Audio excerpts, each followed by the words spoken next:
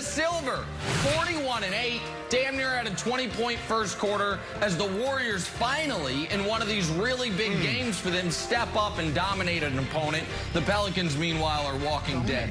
Gold medal, though, 14, 21, and 24.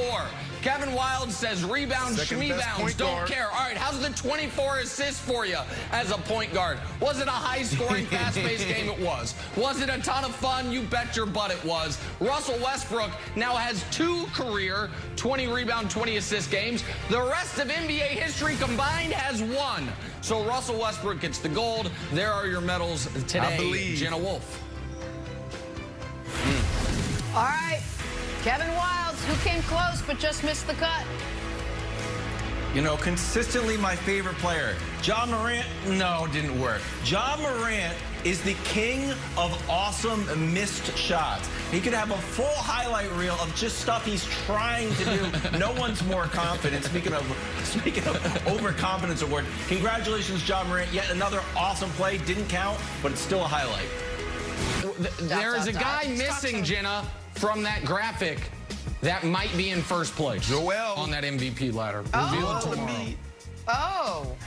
Ooh. Let's talk some Lakers Nuggets last night. Lakers losers of 6 of 7 coming in, plus no LeBron, so all eyes once again on Anthony Davis. And unlike all the other times, seemingly, AD finally stepping up. Hits the clutch jumper to put the Lakers up 4 in the final minute, then in the final 10 seconds, flex the little defense and seals the win. He's 4-11. After the game, there it is. After the game, Anthony Davis, who went 25-7, with the funniest comment of the year, in my opinion, saying, quote, wait for it, guys, we're back. Nick, you share AD's confidence?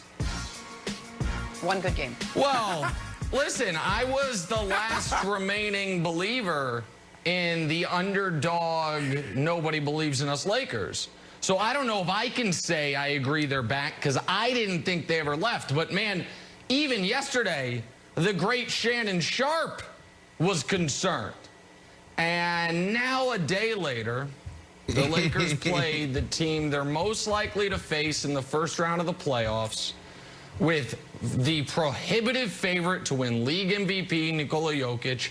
The Lakers are without Dennis Schroeder, and they're without one other guy. It should be important come the playoffs. Oh, yeah, LeBron James, and they beat him.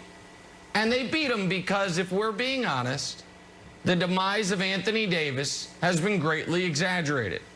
Anthony Davis has played 8 full seasons in the NBA. Well, okay, well, Brandon, these are just facts I'm about to give you, and you can tell me if you think all of a sudden he just fell off or he was just having a rough stretch. He's played 8 seasons in the NBA. In those 8 seasons, 6 times he was first-team All-NBA. 3 times he has finished top 6 in MVP voting. He has been the anchor had been the anchor before he got hurt, of the league's best defense, a team that still somehow has the best defense by a mile, and that is why they won yesterday, was defense. Not just the block at the end of the game, but holding the Nuggets to a 95 New York Knicks-esque 89 points. And so, yeah, the Lakers should have confidence, because what they know is throughout the Western Conference playoffs, they are likely to not only have the best player in every series, they are likely to have the 2 best players in every series they play. You need to stop it right now, Nicholas. They should be confident.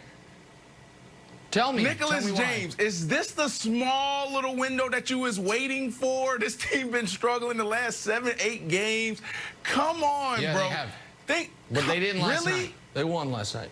So what I heard you say was Anthony Davis, you went back. He's been in the NBA for 8 years, and you talked about 6 years this, 3 years doing that. So you're saying he's just having a bad stretch? Is that what you're saying? Yeah, that the shortened off season, maybe a little championship hangover, dealing with the Achilles, then getting hurt, that he hadn't been his full-fledged self. Yeah, that's what I think. I don't think he just got bad all of a sudden. We've been training professional athletes, all sports, since 2012. Right now, we have around 50 pro athletes training here at our facility. One of the things I always say to these guys and girls is, listen, you can have a bad game, I mean, you can have a bad play. Sometimes you can have a bad game. What you can't have is a bad season. And that's what Anthony Davis is having, is a bad season compared to everything that you said, the 8 years he's been in the NBA. Like, what is going on with AD? Maybe it's that stuff, but great players don't have bad seasons. LeBron James never had a bad season. Michael Jordan never had a bad season, Nick. So Anthony Davis, this confidence, I mean, that's what you're looking for as a player. Like, you're looking for that one game, that one shot, that one play that can get you out of that slump. Maybe it's that, but we need to see multiple games in a row. We need to see consistency. Having one good game against the Denver Nuggets, who shot 6 for 24 from 3, so they were terrible shooting the ball last night, and saying, "Oh, we're because back. Of the defense. Oh yeah, you're not back. You didn't even have a whole, one great game. You had a great half. The first half, he had 16 points. The second half, I mean, where was he in the third quarter? He was resting. He didn't even play much of the third quarter against Campazzo. Yeah. Campazzo's 4'11". Well, of listen, course, you would have blocked his shot. Brandon, your play was out there. He made some big plays. He made some big plays. He made some big plays in it.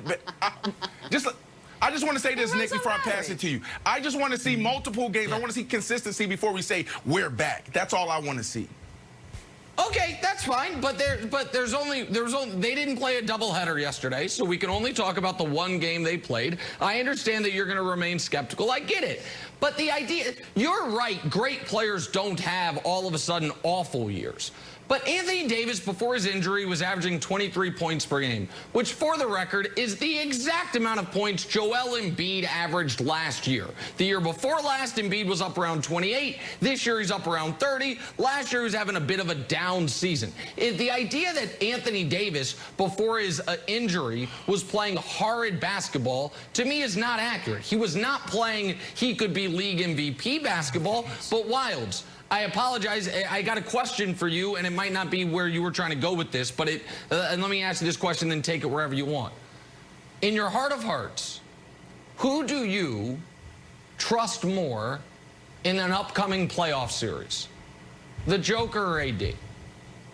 Who do you think is going to have more of an impact on both ends of the court if they play each other? Because that's without LeBron. Yeah.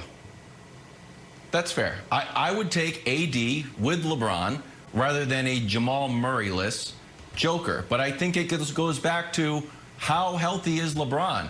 Because I feel like we're missing the biggest stories that LeBron sat out, and they needed this game. Now, they got the win, but LeBron knew that he hated the play-in. They want to avoid that, and they kind of escaped it now. But, Nick, we have such a limited sort of injury history of LeBron. I don't remember him coming back and then being like, you know what? Came back too early. I'm going to sit this one out. So are you super confident in LeBron's health? And I know it's silly. It's hard for us to play doctors out here. But I felt like him coming back, and then sort of pulling and then taking more rest gave me pause and made me think like, maybe this is a little more injured than I thought. He's also had these weird comments like, it doesn't matter if I'm 100%, versus AD was like, I'm 100%. So it just feels like LeBron doesn't feel as confident in his ankle as like I think he'd like to be.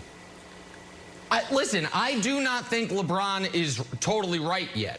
I do think he will be by 2 weeks from now, and that's why he took yesterday off. And listen, they've got 3 more back-to-backs coming.